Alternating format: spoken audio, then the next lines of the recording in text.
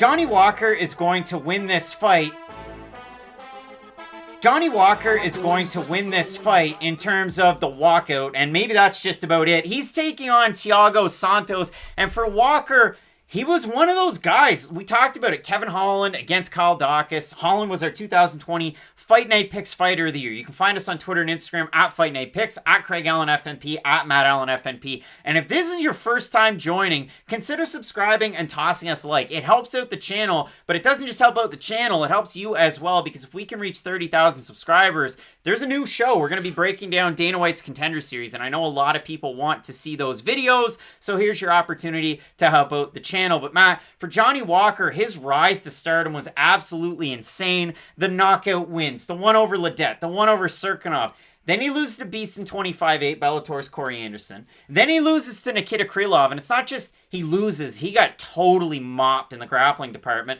Comes back, Ryan Spann tries to take him down, and in classic Ryan Spann fashion, just gets absolutely elbowed and beat. So for Walker, he gets to kind of rebound a little bit, and this is a guy that spent time at so many different gyms, and sometimes when he's lost, he hasn't said the nicest things about the gyms, but from what I've seen from the Instagrams, he's now gone back over to SBG Ireland. And if you don't believe me, he's trained in Russia for certain fights. He trained with Firas Zahabi in Montreal for a fight. Like, it's been all over the map. He's trained in Vegas and so on and so forth. But Johnny Walker, wild dynamic striker, not very good on the mat. Thiago Santos, did he beat John Jones?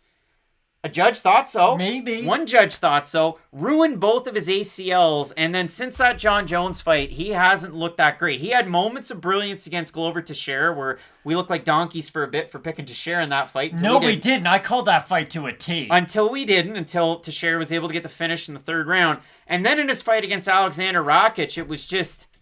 It was.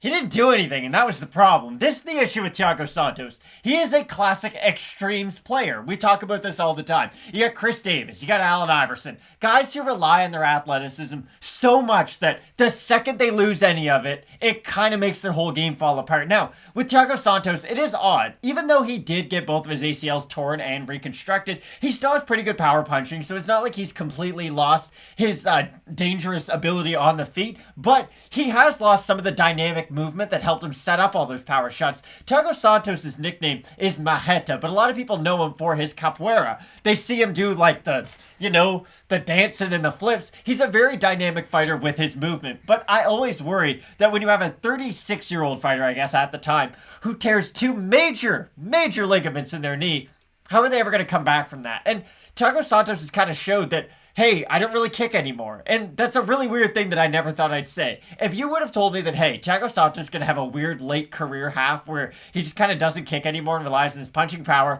I'm still here for it. It's going to result in exciting fights, but it's going to remove him from being a title challenger in this weight division. And that's really the issue with Thiago Santos and really Johnny Walker in this fight. I don't look at the winner of this fight and the winner of this main event, and then I think, wow, they're one fight away from like a title shot, or maybe they should be in a title eliminator next.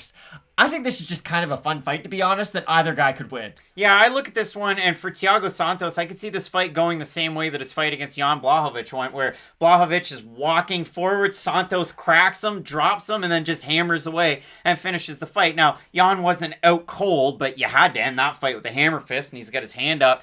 For Johnny Walker, again, it's bursts of athleticism in this division, something that we don't see very often, the flying knees, the jumps.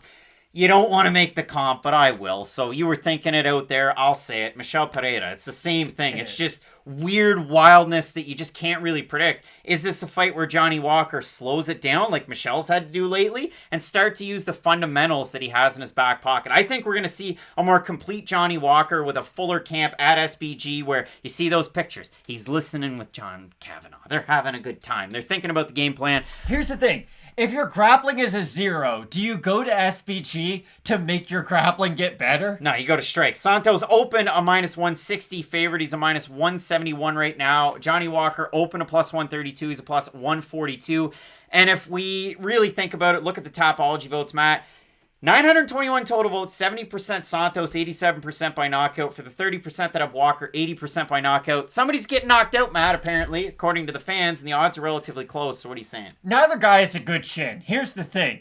Johnny Walker gets knocked out like it's going out of style, but so does Thiago Santos. Like, Thiago Santos, people forget because he has so much firepower on his end, but he's been knocked out a lot in the past, and He's fought Vicente Luque and he's fought Eric Spicely. Yeah, but David Branch knocked him out. And like Eric Spicely choked him out. The Branch one was weird because he just caught him like right behind the ear. He ducked into an overhand. It was a weird shot. To me it was. Anyway, but continue. But this is the thing with Santos. I worry about his durability too. I'm not just saying that I worry about Johnny Walker's. I feel like that's something that should get brought up. Neither one of these guys are like a Justin Gaethje or Dustin Poirier, who when they fight each other, you're like, oh, it's definitely going to go to the 4th round. With this, I really do think that it's as simple as the first clean shot that lands on either side is probably going to end it.